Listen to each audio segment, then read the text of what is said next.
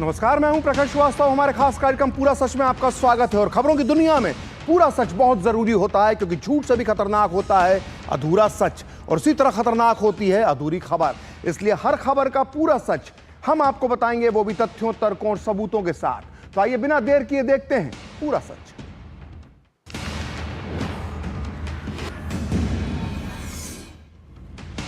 आखिर राहुल गांधी को चीन से इतना प्यार क्यों है?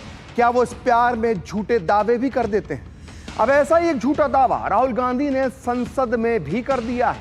उन्होंने कहा है कि चीन की सेना ने भारतीय इलाके पर कब्जा कर लिया है। आज पूरा सच में हम राहुल गांधी के इसी दावे की तथ्यों और सबूतों के साथ पड़ताल करेंगे। आज हम आपको बताएंगे कि राहुल गांधी भारत की जिस जमीन पर चीनी कब्जे की बात करते हैं, वो कब्जा कब हुआ था।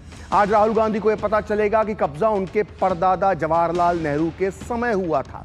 आज हम आपको पूरा सच में बताएंगे कि जब चीन बहुत तेजी से भारत की जमीन हड़प रहा था, तब नेहरू ने संसद में कौन सा सच स्वीकार किया था। तो देखते हैं पूरा सच पूरे विस्तार के साथ।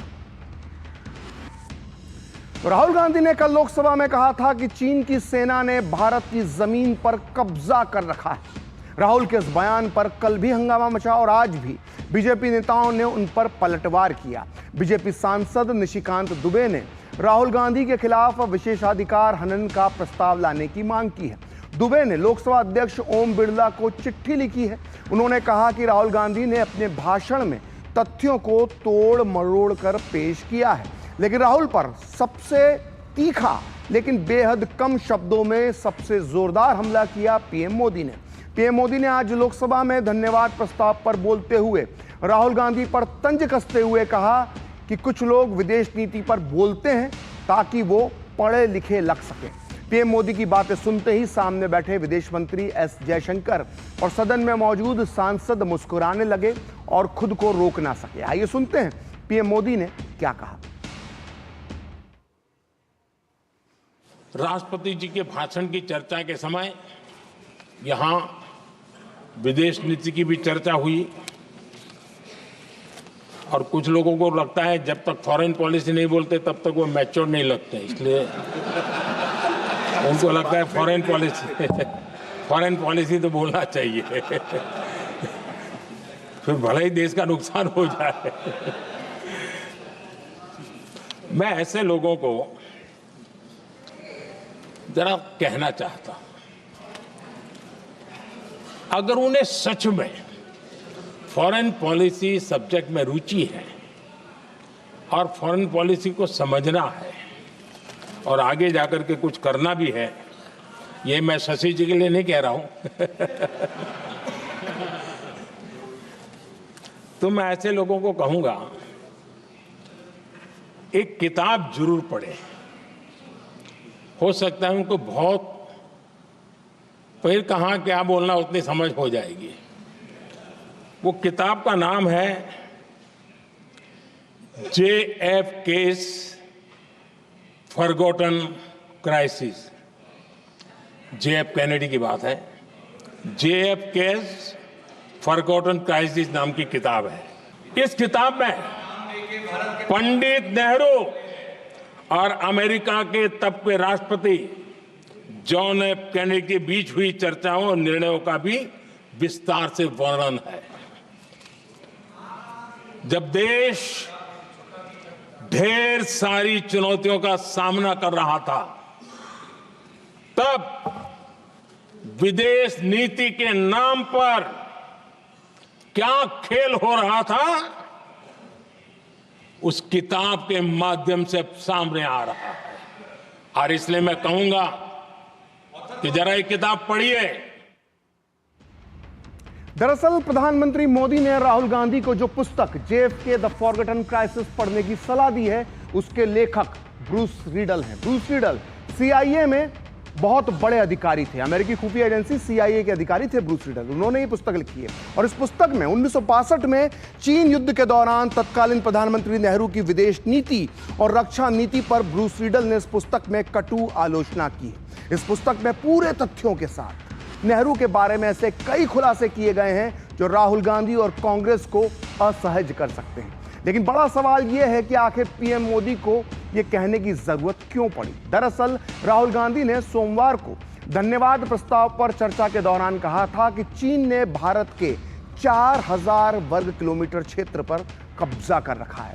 इस पर सत्ता पक्ष ने राहुल के बयान पर कड़ी आपत्ति जताते हुए कहा था कि राहुल बिना तथ्यों के आधारहीन बात कर रहे हैं। हम आपको बताएंगे राहुल के चीन वाले दावे का पूरा सच, नेहरू का भी सच। लेकिन पहले सुनिए कि राहुल गांधी का विवादित बयान क्या था और उसके जवाब में संसदीय कार्य मंत्री किरेन रिजिजू ने क्या कहा।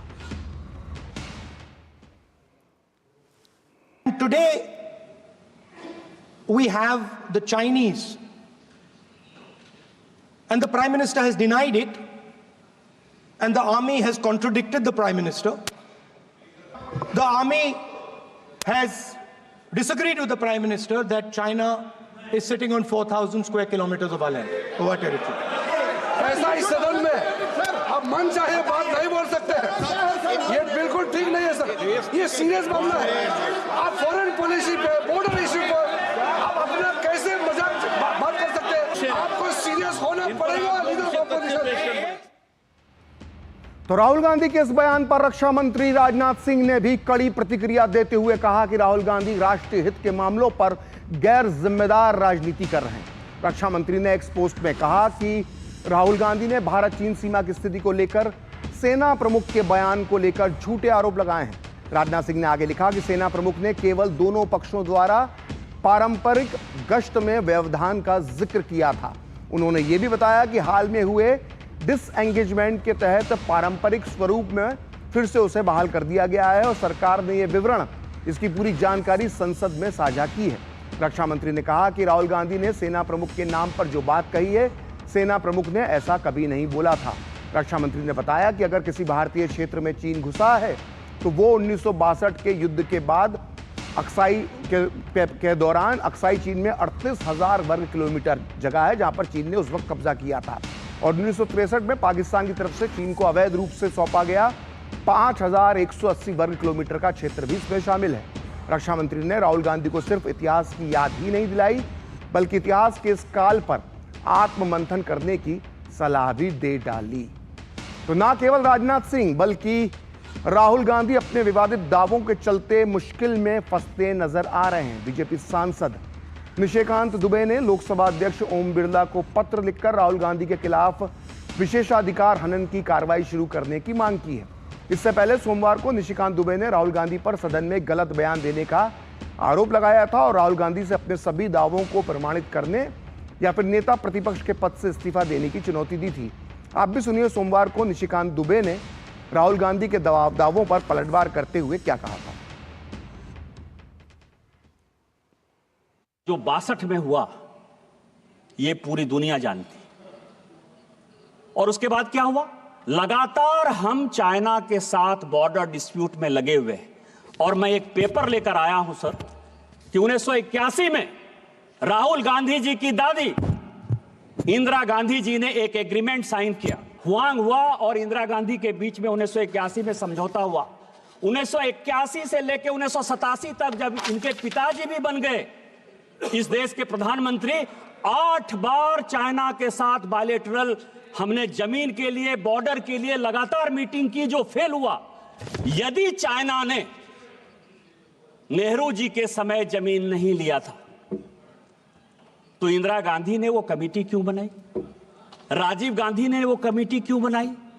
8 बार आपने उसकी 81 से लेकर 87 तक मीटिंग क्यों की? चाहे नेहरू का समस्या हो, चाहे इंदिरा जी का समस्या हो, चाहे राजीव गांधी का समस्या हो, उस समस्या को जो है चूंकि आप रिजॉल्व नहीं कर पाए, आपने चाइना को माथे पर बैठा दिया। आज माननीय प्रधानमंत्री जी उसको रिजॉल्व कर देंगे तो आपका सारा विषय खत्म हो जाएगा, क्योंकि चाइना के साथ आपका एग्रीमेंट है।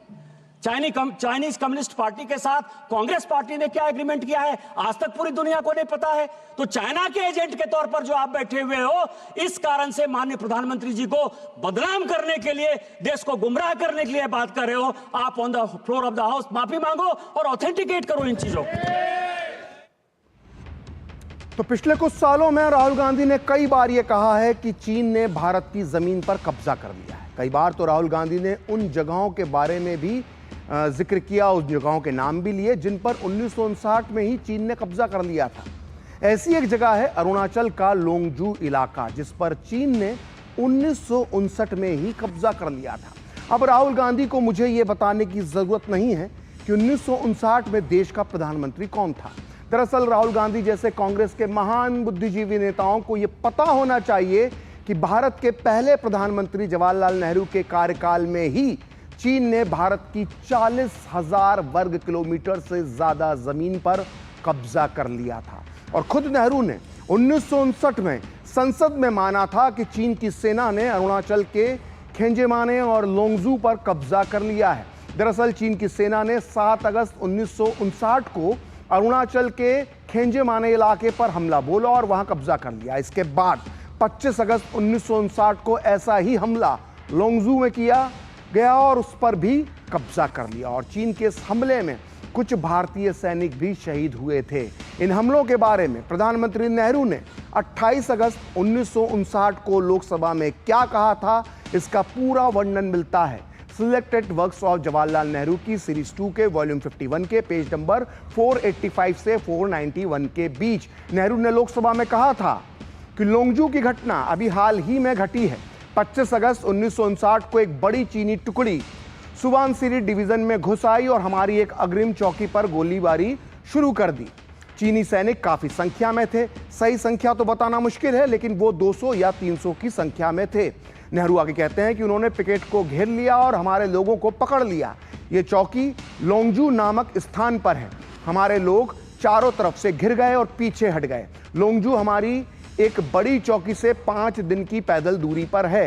एक तरह से लोंगजू हमारे रोड हेड से करीब 3 हफ्ते की दूरी पर है। सदन में मैंने ये सब इसलिए बताया है कि जिससे आपको संचार, परिवहन, दूरी और लगने वाले समय का अंदाजा लग जाए। ये बात कही थी पंडित जवाहरलाल नेहरू ने 28 अगस्त 1959 को। तो जाहिर तौर पर लोंगजू को एक दूर दराज का इलाका बताकर नेहरू अपनी नाकामी छुपा रहे थे। नेहरू ने न केवल उस दिन संसद में सवालों को टाला, बल्कि चीनी कब्जे को एक तरह से गंभीर घटना मानने से ही इनकार कर दिया।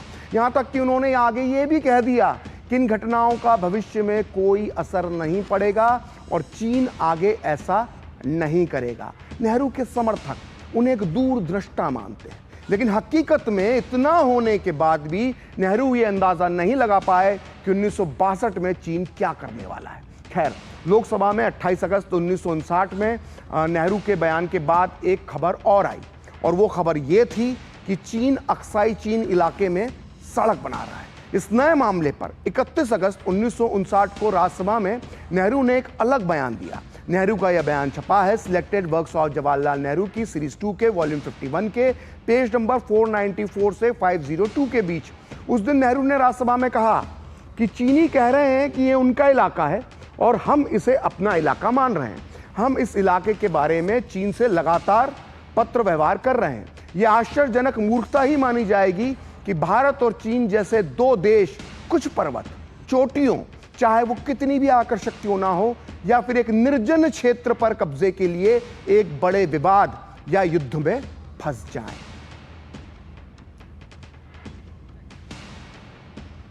तो सोचिए, आज राहुल गांधी तथाकथित चीनी घुसपैठ पर इतनी हाय तौबा मचाते हैं, कभी इसी इलाके को उनके परदादा नेहरू निर्जन बता रहे थे। यहां तक कि नेहरू का यह भी कहना था कि इस इलाके को लेकर भारत और चीन का आपस में विवाद करना एक मूर्खता होगी। आज कांग्रेस के लोग मोदी के समर्थकों को भक्त कहकर चढ़ाते हैं, लेकिन चीन के खिलाफ बड़ी बहादुरी से युद्ध लड़ने वाले ब्रिगेडियर जॉन डाल्वी ने अपनी किताब हिमालयन ब्लंडर में अरुणाचल पर चीनी कब्जे को लेकर नेहरू के भक्तों को जिम्मेदार ठहराया था। उन्होंने भक्त शब्द का इस्तेमाल किया था। आपकी जानकारी के लिए बता दूं कि ब्रिगेडियर जॉन डाल्वी ने खुद 1962 के युद्ध में हिस्सा लिया था और इसी युद्ध के दौरान अरुणाचल प्रदेश की सीमा पर उन्हें चीन ने गिरफ्तार कर लिया था। ब्रिगेडियर डाल्वी पूरे 7 महीने तक चीन की सेना की कैद में रहे थे। उनकी लिखी ये किताब चीन युद्ध पर लिखी गई अब तक की सर्वश्रेष्ठ किताब मानी जाती है। पिछले 55 सालों में, जी हां, 55 सालों में इस किताब की लाखों प्रतियां बिक चुकी हैं। लेकिन अफसोस इस बात का है कि राहुल गांधी और कांग्रेस के नेताओं ने शायद ये किताब नहीं पढ़ी। अगर पढ़ी होती तो आज इस तरह के बयान नहीं दे रहे होते।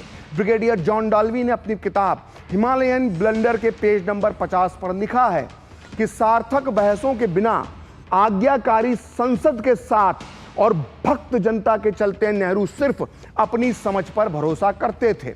वो भारत चीन विवाद के शांतिपूर्ण समाधान की अपनी प्रिय कोरी कल्पनाओं में विचरण करते रहे। नेहरू अपने विरोधियों का मुंह तो बंद कर सकते थे, लेकिन अपनी कमजोर सैनिक चौकियों पर चीन को काबिज होने से नहीं रोक पाए। 1959 में खैंजेमाने और लोंगजू में मिले गंभीर सबक के बावजूद हमारी राजनीतिक और सैन्य सोच निष्क्रियता और आलस से ग्रस्त रही। हमने कुछ भी नहीं सीखा। ये लिखा है ब्रिगेडियर जॉन डाल्वी ने अपनी पुस्तक हिमालयन ब्लंडर में। तो आज राहुल गांधी बोल रहे हैं कि चीनी सैनिक भारत की सीमा के अंदर दाखिल हो चुके हैं। उन्हें यह पता होना चाहिए कि कभी इन्हीं चीनी सैनिकों को नेहरू की सरकार चावल खिलाती थी। जी हां, वो तिब्बत में तैनात चीनी सैनिकों को नेहरू सरकार से चावल की सप्लाई की जाती थी। बात यह है कि 6 अक्टूबर 1950 को करीब 1 लाख चीनी सैनिक तिब्बत में दाखिल हो गए और कमाडो से लेकर लहासा तक तिब्बत पर चीन का कब्जा हो गया। उस समय इन 1 लाख चीनी सैनिकों की सबसे बड़ी जरूरत थी चावल, जिसकी कमी का सामना उन्हें लगातार करना पड़ रहा था। और उस दौर में चीन से तिब्बत तक चावल पहुंचाना आसान नहीं था। तिब्बत के लहासा से चीन का सबसे करीबी शहर चेंगडू 2400 किलोमीटर दूर था, लेकिन लहासा से भारतीय शहरों की जो दूरी थी वो काफ़ी कम थी। जैसे भारतीय शहर कलिम्पोंग और त्वांग लहासा से कम दूरी पर थे। इसलिए अपने सैनिकों तक चावल पहुंचाने के लिए चीन के तत्कालीन प्रधानमंत्री चाउ एन लाई ने 5 अप्रैल 1952 को भारत से संपर्क किया, जिसके बाद 24 मई 1952 को तत्कालीन प्रधानमंत्री नेहरू चीन की सेना को एक पूरे 1 लाख टन, जी हां 1 लाख टन चावल देने के लिए राजी हो गए। ये चावल विशुद्ध रूप से चीन की लाल सेना के लिए था, जो तिब्बत में मासूम लोगों के खून से लाल होली खेल रही थी। नेहरू चीन के सैनिकों के लिए चावल की सप्लाई कर रहे थे और खबर बहुत दिनों तक दबी नहीं रह सकी। 21 जून 1952 को एक प्रेस कॉन्फ्रेंस में नेहरू से इस बारे में सवाल पूछा गया, तो नेहरू ने क्या जवाब दिया वो प्रकाशित हुआ है selected works of Jawaharlal Nehru की सीरीज 2 के वॉल्यूम 18 के पेज नंबर 477 पर। नेहरू ने उस दिन कहा, चीन को बहुत अधिक मात्रा में चावल नहीं भेजे गए हैं। स्पेशल केस होने की वजह से हमने कम मात्रा में ही चावल भेजा है। जैसा कि आप जानते हैं कि दुर्गम पहाड़ी इलाका होने की वजह से ये एक मुश्किल मार्ग है।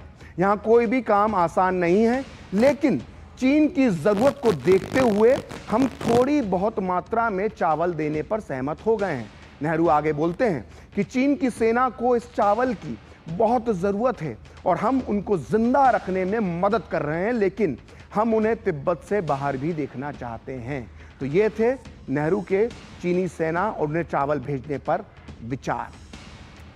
तो पूरा सच में वक्त है ब्रेक का, और ब्रेक के बाद बताएंगे आपको कि राहुल गांधी और कांग्रेस का चीनी कनेक्शन का क्या है पूरा सच।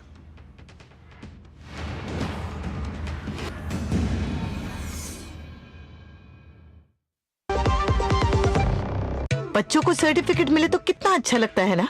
और अगर आपके आटे को भी मिले तो, गेहूं की क्वालिटी, आटे की शुद्धता, रोटी की सॉफ्टनेस के लिए सर्टिफिकेट अगर होता तो, है ना आशीर्वाद आटा का क्वालिटी सर्टिफिकेट। पैक स्कैन करो, खुद चेक करो। आशीर्वाद आटा, क्वालिटी का वादा, लिख के ले लो।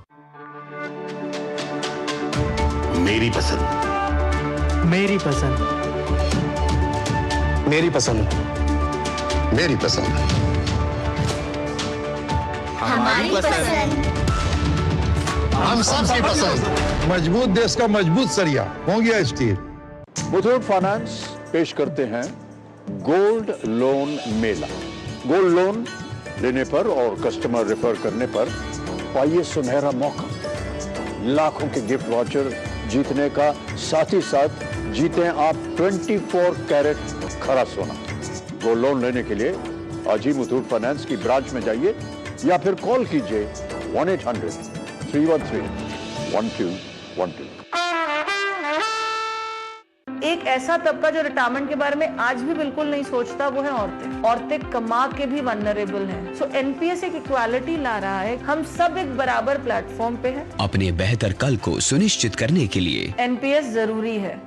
MDH का किचन किंग किचन में हो तो हम सब कुछ बना सकते हैं। बैंगन का भरता, आलू गोभी, भिंडी मसाला और भी बहुत कुछ। MDH।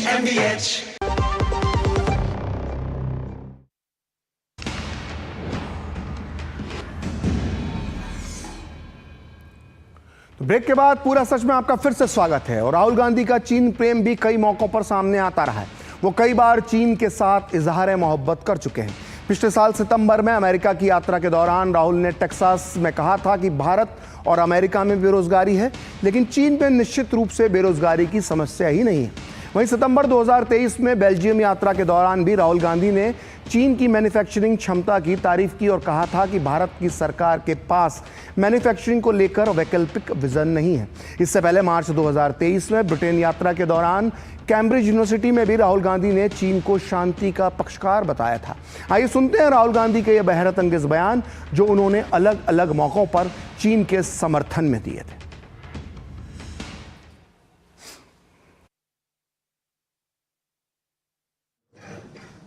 Okay? The West has an employment problem. India has an employment problem. But there are many countries in the world that don't really have an employment problem. China certainly doesn't have an employment problem. Vietnam doesn't have an employment problem. So there are places on the planet that are not struggling with unemployment. It is pretty clear that China is proposing a particular view, a particular vision of the planet. And one of the reasons they are able to do that is because they have become a center of global production. तो राहुल गांधी का चीनी connection सिर्फ बयानों में ही नहीं बल्कि mail मुलाकातों के जरिए भी सामने आता रहा है। आपको याद होगा कि जून 2017 को डोकलाम में आगे बढ़ रही चीनी सैनिकों को भारतीय सेना ने रोक दिया था। भारतीय सेना की इस जाबाजी पर हर भारतीय को गर्व की अनुभूति हुई थी। वहीं दूसरी तरफ 8 जुलाई 2017 को राहुल गांधी दिल्ली में चीनी राजदूत से गुपचुप मिल रहे थे। बीजेपी जब इस मामले पर हमलावर हुई और राहुल गांधी पर पार्टी ने आरोप लगाए तो पहले तो कांग्रेस ने दावों को झूठा बताया, लेकिन बाद में 10 जुलाई को चीनी दूतावास की वेबसाइट पर राहुल गांधी की वो तस्वीर छप गई जिसमें वो चीनी राजदूत से मिलते नजर आ रहे थे। इसके बाद आखिरकार कांग्रेस को यह बात माननी पड़ी। उसने पुष्टि करते हुए कहा कि यह राजनयिकों से होने वाली सामान्य सी मुलाकात का हिस्सा था। लेकिन बड़ा सवाल यह है कि अगर यह मुलाकात इतनी ही सामान्य थी तो कांग्रेस ने इससे छुपाया क्यों? सवाल इस मुलाकात की टाइमिंग पर भी है, क्योंकि जब डोकलाम में भारत चीन की सेना आमने सामने थी तब इस मुलाकात की जरूरत राहुल गांधी को क्यों पड़ गई? तो राहुल गांधी और कांग्रेस के चीनी कनेक्शन पर और भी कई विवाद होते रहे, चाहे वो कांग्रेस और चीन की कम्युनिस्ट पार्टी के बीच MOU हो या फिर गांधी परिवार के राजीव गांधी फाउंडेशन को चीनी दूतावास से चंदा मिलने का विवाद। इसके अलावा विवाद तब भी हुआ था जब राहुल गांधी के कांग्रेस अध्यक्ष बनने पर उन्हें सीधे चीन की कम्युनिस्ट पार्टी ने बधाई दी थी। आइए सिलसिलेवार तरीके से इन सारे विवादों पर एक नजर मारते हैं।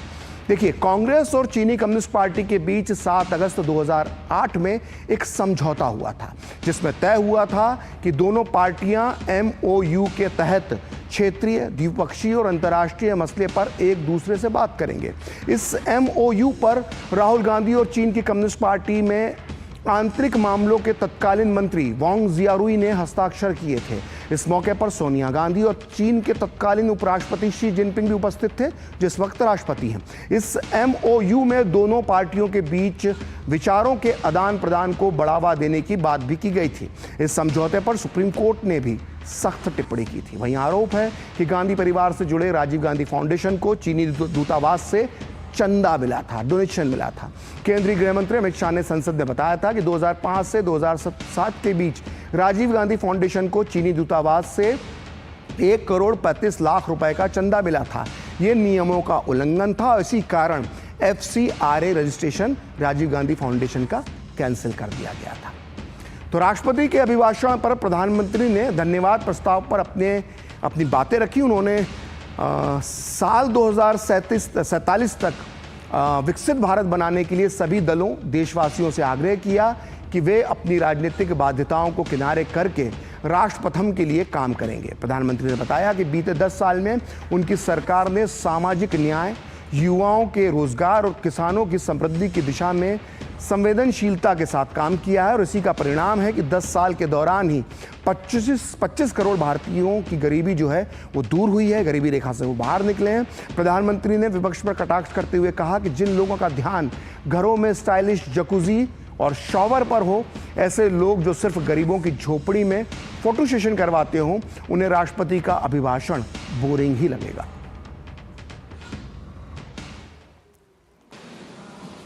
आदरणीय सभापति जी, हमने गरीबों के लिए इतना काम किया और इसके कारण आदरणीय राष्ट्रपति जी ने अपने अभिभाषण में इसका विस्तार से वर्णन किया है। जो लोग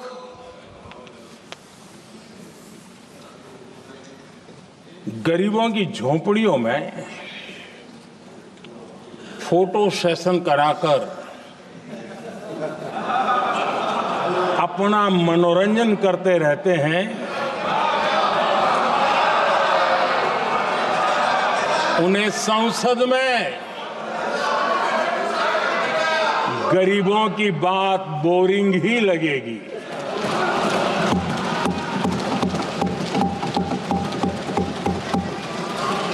आदरणीय सभापति जी, मैं उनका गुस्सा समझ सकता हूं। तो आज पूरा सच में इतना ही। कल फिर होगी आपसे मुलाकात अपने इस खास कार्यक्रम पूरा सच में किसी और सियासी मुद्दे की पड़ताल के साथ। तो फिलहाल मुझे और मेरी पूरी टीम को दीजिए अनुमति। नमस्कार।